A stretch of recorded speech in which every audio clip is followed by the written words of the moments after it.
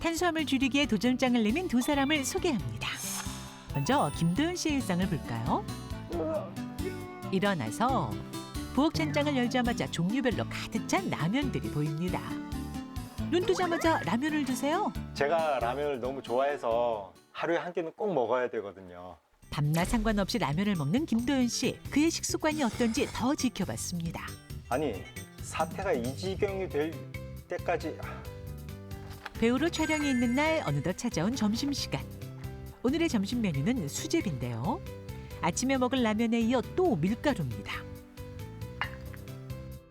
밀가루 음식이라면 가리지 않는 김도연 씨. 식사 후 간식도 또 밀가루입니다.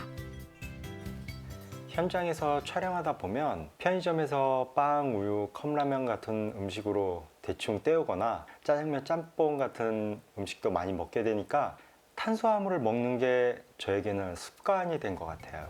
저녁은 어떨까요? 밥은 고봉밥이지만 반찬은 두 가지밖에 없는데요.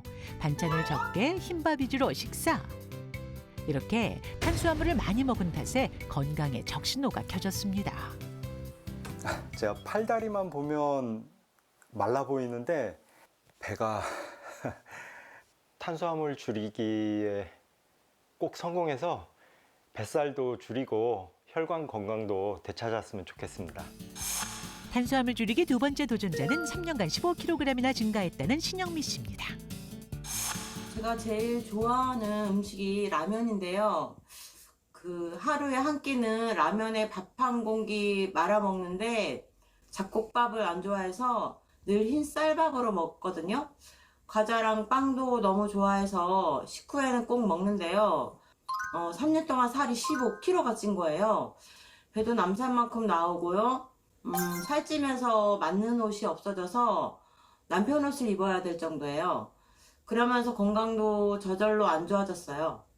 살을 빼고 싶은 게 저의 1순위 목표입니다. 본격적인 탄수화물 줄이기 챌린지에 앞서 병원에 방문한 도전자들. 현재 각각의 건강 상태를 자세히 알아보기 위해 혈압과 혈액, 인바디 검사를 진행했고요. 또 허리둘레까지 측정했습니다. 김도연님의 인바디 검사 결과를 보면 체중은 정상인데 체지방률이 높아요. 더불어 김도연 씨는 허리둘레가 36인치인데다가 복부 지방률도 표준보다 훨씬 높아서 흔히 말하는 이티 체형이에요. 신영미님은 지금 심각한 복부 비만 상태입니다. 여성 복부 비만 기준이 보통 85cm인데 현재 91cm예요. 그리고 가장 조절이 필요한 것은 LDL 콜레스테롤인데요. 현재 수치를 보면 LDL 콜레스테롤은 보통 정상 수치가 130 미만인데요. 신영미님은 167로 매우 위험한 단계입니다. LDL 콜레스테롤은 높으면 혈액순환 장애를 유발할 수 있기 때문에 장기적으로 갔을 땐 심혈관 질환, 뇌혈관 질환까지 유발할 수 있어서 반드시 조절해야 합니다. 2주 후 과연 도전자들에게 변화가 있을까요? 네, 두 분 모두 흰쌀밥 그리고 라면 간식을 즐겨 드시다 보니까 현재 건강 상태가 좋지 못하신데요. 이분들이 지금 탄수화물 섭취 습관을 바꿔봤습니다. 네. 과연 2주 후에 어떤 변화가 있었을지 잠시 후에 그 결과를 공개하도록 할게요. 네, 저도 조금 저의 탄수화물 섭취 습관에 변화가 필요한 상태여가지고 네. 정말 기대하고 있습니다. 근데 교수님들께서 탄수화물을 건강하게 섭취할 수 있는 특급 비법을 좀 알려주셨어요. 첫 번째 솔루션부터 열어보도록 하겠습니다. 주세요. 자, 탄수화물. 이것 선택이 중요합니다. 자, 뭐냐면요. 바로 이거래요. 종류의 선택이 중요하다는데 조금 어렵게 느껴지네요. 어떤 탄수화물을 선택하라는 뜻일까요? 네, 그래서 사실은 탄수화물은 다 똑같다고 생각하시는 경우가 많습니다만 사실은 건강에 좋은 탄수화물을 선택하시는 것들이 굉장히 중요합니다. 저희가 보통 탄수화물을 이제 단순당이나 복합당 그리고 정제 곡물과 비정제 곡물 이렇게 나누게 될 수가 있는데요. 저희가 가급적 선택해야 되는 것들은 복합당이고 그다음에 비정제 곡물이라고 말씀을 드릴 수가 있습니다.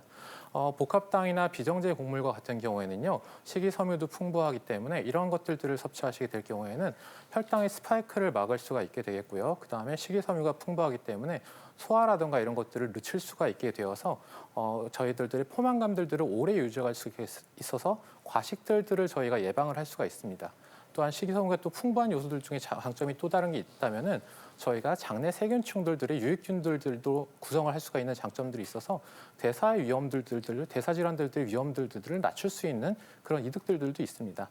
대신에 저희가 만약에 단순당이라던가 아니면은 정제 곡물들을 많이 섭취하시게 되는 경우에는 여러 가지 인슐린 저항성들이 증가함으로써 대사 질환들의 위험성이 발생될 수 있어서 여러 가지 측면들의 위험성이 발생할 수가 있는데요.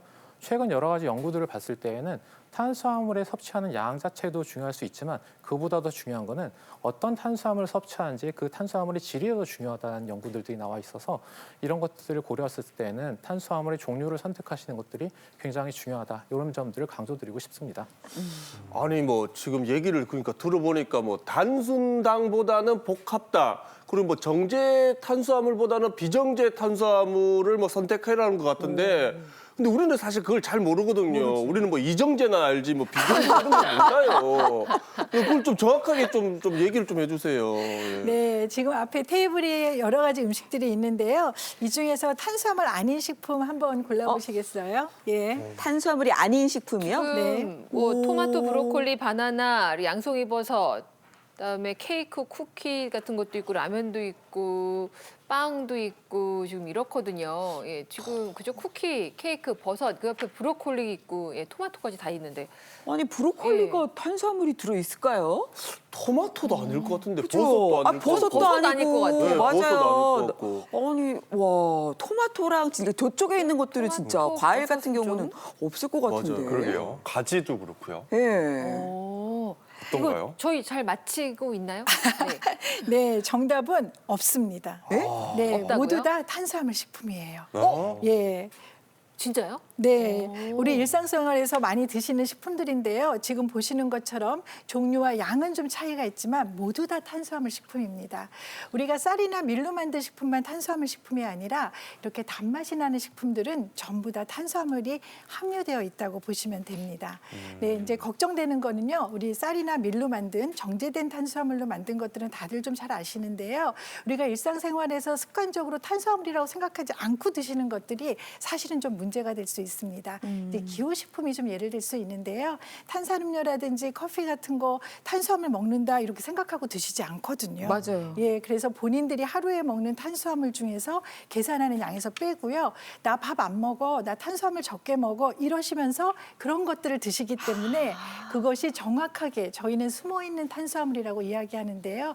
그래서 탄수화물에 들어있는 종류와 또 그 종제된 형태 이런 것들을 선택하는 것이 꼭 필요합니다. 세상에.